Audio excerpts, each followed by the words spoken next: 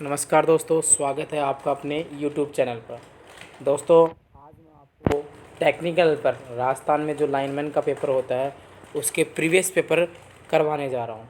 एक पेपर पूरा मैंने पिछले वीडियो में भी करवा चुका, जिसका आप प्ले लिस्ट में जा कर के चेक कर सकते हो। ठीक है दोस्तों, ये जो पेपर है वो 2018 में जो राजस्थान में जो टेक्निकल हेल्पर की भर्ती थी उसमें आया हुआ है। ठीक है दोस्तों, तो उस ये मास्टर क्वेश्चन पेपर है जिसके आंसर भी साथ साथ दे रखे हैं। अब उन प्रत्येक क्वेश्चन को पूरा डिटेल से देखेंगे। ठीक है दोस्तों, तो फर्स्ट क्वेश्चन की बात करते हैं। क्वेश्चन नंबर फर्स्ट है, निकिल लोहा मतलब निकिल आयरन सेल में इलेक्ट्रोलाइट के रूप में उपयोग किए जाने वाले रसायनों में से कौन सा है। क्वेश्चन क्या पूछना चाहता है कि अपना निकिल आयरन जो सेल होता है उसमें जो इलेक्ट्रोलाइट होता है वो कौन सा यूज होता है। ठीक है दोस्तों, तो जो निकिल आयरन जो सेल होता है उसमें कौन सा होता है KOH। कौन सा होता है KOH मतलब पोटेशियम हाइड्रोक्साइड। ठीक है, तो सी ऑप्शन इसका राइट आंसर हो जाए। क्वेश्चन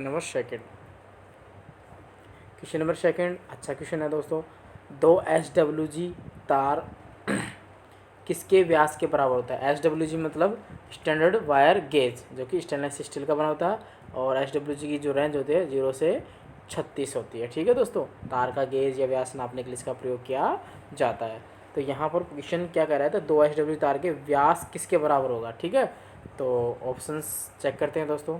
ऑप्शन ए में दे रखा है 5.38 mm, option B 5.89 mm, option C 6.4 mm, option D 7.01 mm, option E है 8.23 mm। ठीक है दोस्तों, तो 2 SWG तार का जो व्यास होता है वो किसके बराबर होता है, डी ऑप्शन 7.01 mm। ठीक है दोस्तों, तो इसका डी ऑप्शन इसका राइट आंसर होगा।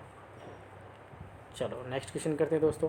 अच्छा क्वेश्चन है दोस्तों, अंतर्राष्ट्रीय ओम जो प्रतिरोध की इकाई है उसे कैसे परिभाषित करते हैं। ठीक है, तो इसका आंसर हो जाएगा पारेखा स्तंभ। अच्छा क्वेश्चन है दोस्तों, ये जनरली ऐसे क्वेश्चन जो होते हैं बुक्स में नहीं मिलते हैं, जो कि अलग अलग बुक्स में उठा करके अपन को देखने को मिलते हैं, क्योंकि जनरली जो बुक अपन पढ़ते हैं उनमें ऐसे क्वेश्चंस देखने को नहीं मिलते हैं। तो अच्छा क्वेश्चन है दोस्तों, इसको नोट कर लें दोस्तों। अंतर्राष्ट्रीय ओम जो प्रतिरोध की इकाई है उसे कैसे परिभाषित करते हैं। ठीक है, तो पारे का जो स्तंभ होता है, ए ऑप्शन इसका राइट आंसर हो जाएगा। ठीक है, क्वेश्चन नंबर फोर्थ, निम्न में क्या ओम के नियम का पालन नहीं करता। क्वेश्चन क्या कर रहा है कि जो ओम का नियम होता है वो निम्न में से किस पर पालन नहीं करता। पहला है अर्धचालक मतलब सेमीकंडक्टर, बी है ट्रांजिस्टर, सी है थर्मिस्टर, डी है वैक्यूम ट्यूब, और ई है इन सब में। तो दोस्तों ओम का नियम मैं आपको थोड़ा सा बता दूं। ओम का नियम क्या है, सामान्य ताप दाब पर जब किसी चालक तार में धारा प्रवाहित की जाती है तो जो धारा होती है उसके सिरों पर उत्पन्न जो वोल्टेज होता है उसके समानुपाती होता है, V समानुपाती I। ये होता है अपना ओम का नियम। क्वेश्चन क्या पूछना चाहता है कि ओम का नियम जो होता है किन किन पर पालन नहीं होता है। जो ओम का नियम होता है अर्धचालक और जो वैक्यूम डिवाइस होते हैं, ठोस युक्तियाँ होती हैं, उन पर ये पालन नहीं होता। ठीक है दोस्तों, अर्धचालक वगैरह इलेक्ट्रोलाइट वगैरह हो गई। ठीक है, और जो ठोस डिवाइसेज जैसे UJT ट्रांजिस्टर वगैरह, इन पर ये पालन नहीं करता। तो अर्धचालकों में भी नहीं होता, ट्रांजिस्टर में भी नहीं होता, थर्मिस्टर में भी नहीं होता, और वैक्यूम ट्यूब इन सब में। ठीक है, तो ई ऑप्शन इसका राइट आंसर है। अच्छा क्वेश्चन है दोस्तों, जनरली ये रिपीट होता रहता है, तो ई ऑप्शन इसका राइट आंसर होगा। क्वेश्चन नंबर 5 की तरफ चलते हैं। ताप दीप्त का फिलामेंट किसका बना होता है। देखो दोस्तों, ताप दीप्त का मतलब जो अपना जो लैंप होता है उसका जो फिलामेंट होता है किसका बना होता है। बहुत ही आसान क्वेश्चन है, टंगस्टन का बना होता है। ठीक है दोस्तों, डी ऑप्शन इसका राइट आंसर होगा। ये जनरली क्वेश्चन रिपीट होता रहता है जो कि बहुत ही आसान है। क्वेश्चन नंबर 6, इलेक्ट्रोलाइट का की खालिस्तान बैटरी के चार्ज की अवस्था प्रदर्शित करता है। कहने का मतलब जो इलेक्ट्रोलाइट होता है वो बैटरी की क्या इलेक्ट्रोलाइट जो होता है उसका क्या जो है वो बैटरी की चार्ज कंडीशन को शो करता है। तो इलेक्ट्रोलाइट का रंग, सांद्रता, विशिष्ट गुरुत्व, कमेंटिविटी शांता, गतिक शांता। तो दोस्तों मैं आपको बता दूं, एक मिनट दोस्तों।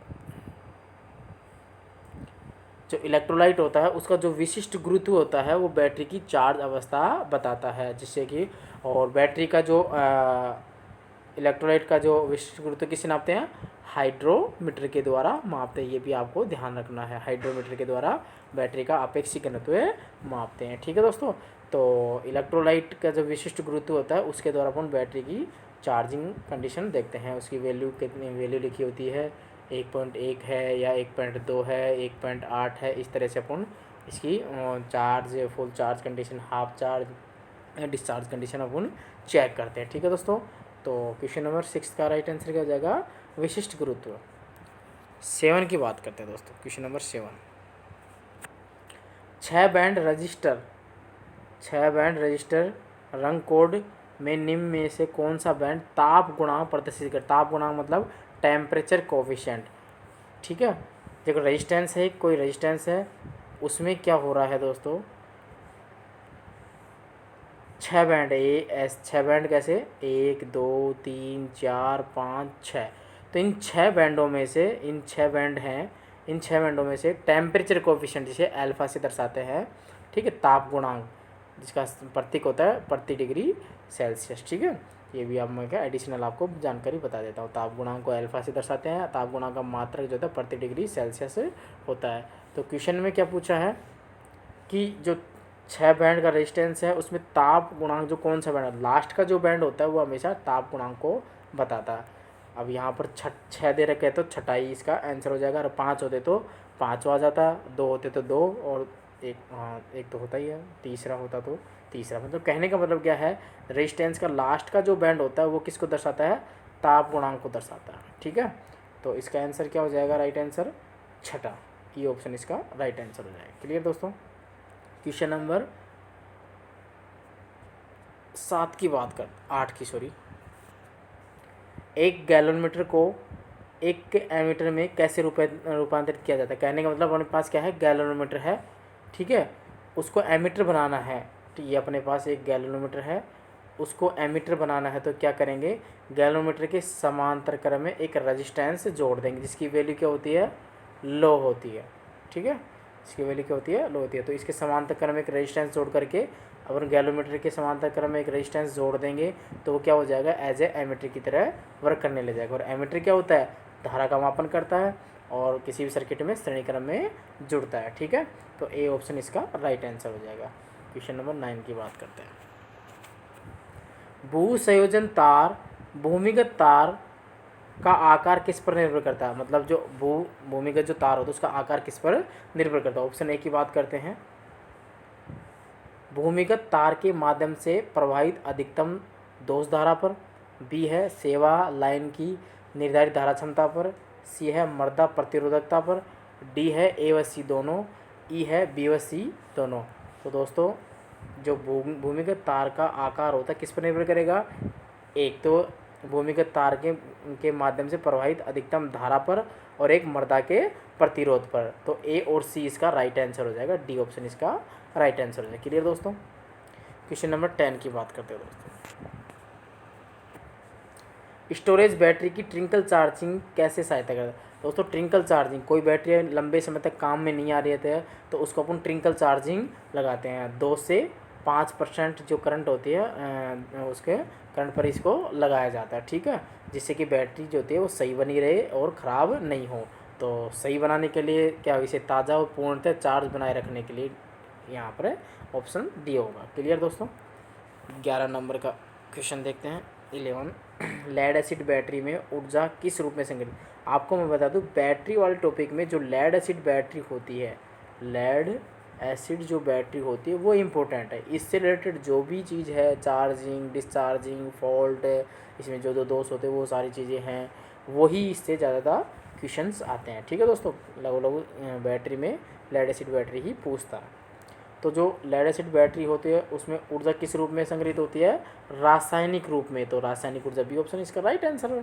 क्लियर दोस्तों, क्वेश्चन नंबर 12, क्वेश्चन नंबर 12 निम्न में से प्रकाश के किस दीप को प्रदीप चिन्ह का प्रदर्शन, मतलब सैंबल दे रहा है कि सैंबल किस चीज़ का सैंबल है भाई ये।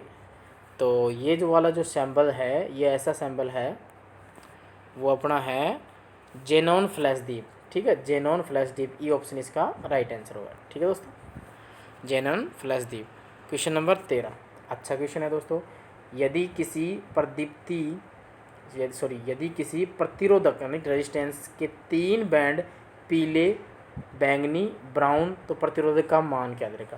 कहने का मतलब रेजिस्टेंस दे रखा है अपना। अच्छा क्वेश्चन है दोस्तों, ये क्वेश्चन तो आप हमेशा इसको अच्छी तरह से इसको सॉल्व कर लेना, क्योंकि लगभग ये रिपीट होता रहता है हर एग्जाम में। ठीक है, यहाँ पर कलर्स का चेंज हो जाता है, तरीका वही रहता है। ठीक है, तो सबसे पहले एक सारणी होती है अपनी, बी रो ऐसे कुछ करके अपन ने याद कर रखा है। ग्रेट ब्रिटेन, ठीक, वेरी गुड, वाइफ, ठीक, जीएस हॉस्टल, इस तरह से, और नो कलर, इस तरह से अपना पूरा याद कर रखा है। अब यहाँ पर पहला कलर है येलो, तो येलो के लिए 0 से स्टार्ट कर, 0 1 2 3 4, वाई यानी येलो 4 पर आ रहा। ठीक है, उसके बाद बैंगनी मतलब वॉयलेट कलर, ये कितने पर, 5 6 7, वॉयलेट कितने पर, 7 पर, 4 और 7, फिर गुणा कौन सा है, ब्राउन मतलब भूरा रंग, ब्लैक के लिए 0 0, और तीसरी पट्टी के लिए 10 होता है ब्राउन के लिए। ठीक है, तो 4 7 गुणा में 10 करेंगे तो 470 इसका राइट आंसर होगा। ठीक है दोस्तों, इस सारणी से आप बार बार प्रैक्टिस कर लेना, आसान है इस दिन, तो ए ऑप्शन इसका राइट आंसर होगा। ठीक है दोस्तों, दोबारा से बता देता हूँ, पीले के लिए तो 4 हो जाएगा, बैंगनी के लिए 7 हो जाएगा। ठीक है, फर्स्ट बैंड हो गया, सेकंड बैंड होगा, दूसरा मल्टीप्लायर लिख करके ब्राउन के लिए क्या होता है, 10 होता है, 10 की घात 1, और जो ब्लैक होता है 0 होता है, 10 की घात 1, 10 की घात 2, इस तरह से चलती है। तो 10 की घात 1 का मतलब 10, तो इसको कहते हैं 470 इसका राइट आंसर हो जाएगा। क्लियर दोस्तों। क्वेश्चन नंबर 14, क्वेश्चन नंबर 14 की बात करते हैं दोस्तों। 50 सी आवेश 5 सेकंड की अवधि तक संवाहक में प्रवाहित होने पर धारा का मान क्या होगा। अच्छा क्वेश्चन है दोस्तों, एक जनरल फॉर्मूला पढ़ रखा है, Q बराबर आई टी, क्या पढ़ रखा है, Q बराबर आई टी। अब यहाँ पर Q क्या है, चार्ज है, आवेश है, I धारा है, T क्या है, समय। ज्ञात क्या करवा रहा है, धारा ज्ञात करा है, तो I बराबर क्या हो जाएगा, इस T को इधर लेके आएंगे तो फिर क्या हो जाएगा, ट्रांसफर करने से Q बटे में T हो जाएगी। ये फॉर्मूला अपन यहाँ यूज करेंगे। बहुत अच्छा क्वेश्चन है दोस्तों। तो अपनी I बराबर क्या हो जाएगा, Q बटे में T। Q का मान कितना दे रखा है, 50 बटे में टी का मान समय कितना रहेगा, 5 सेकंड, 5 से 5 कैंसिल हो जाए, कितना बचा है भाई, 10 एम्पियर, क्योंकि धारा क्या है, धारा का मात्रा क्या होता है, एम्पियर होता है। ठीक है, तो 10 एम्पियर, बी ऑप्शन इसका राइट आंसर हो जाएगा। क्लियर दोस्तों। क्वेश्चन नंबर 15 की बात करते हैं। क्वेश्चन नंबर 15, खालिस्तान चालकता का व्युत्क्रम है। चालकता मतलब कंडक्टेंस, कंडक्टेंस का विपरीत क्या है, ये पूछा अपना। तो ऑप्शन ए प्रतिरोधकता मतलब जिसे स्पेसिफिक रेजिस्टिव बोलते थे, बी प्रतिरोध, ठीक है, जिसे रेजिस्टेंस बोलते हैं, प्रयुक्त इंडक्टर हो गया, डी प्रतिबाधा मतलब इम्पीडेंस, और ई है धारिता मतलब कैपेसिटी।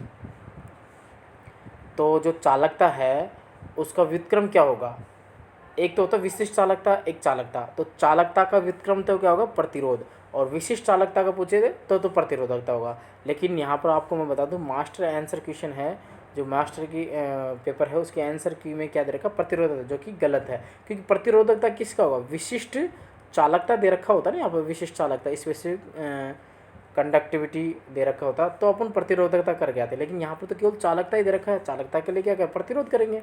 ठीक है, आपको मैं दिखा भी देता हूँ, देखो यहाँ पर क्या दे रखा है, ए ऑप्शन, जो कि इसका गलत आंसर है। ठीक है दोस्तों, तो थोड़ा सा ध्यान रखना, मास्टर आंसर क्वेश्चन में कभी कभी आंसर गलत आ जाते हैं। तो चालकता का व्युत्क्रम क्या होगा, प्रतिरोध होगा, और प्रतिरोधकता किसका व्युत्क्रम है, विशिष्ट चालकता का। ठीक है, थोड़ा सा ध्यान रखना। तो दोस्तों आज के ये अपने 15 क्वेश्चन थे। ठीक है दोस्तों, अगर वीडियो अच्छा लगा हो तो प्लीज़ इस चैनल को सब्सक्राइब कीजिएगा और अपने दोस्तों को शेयर कीजिएगा। धन्यवाद दोस्तों।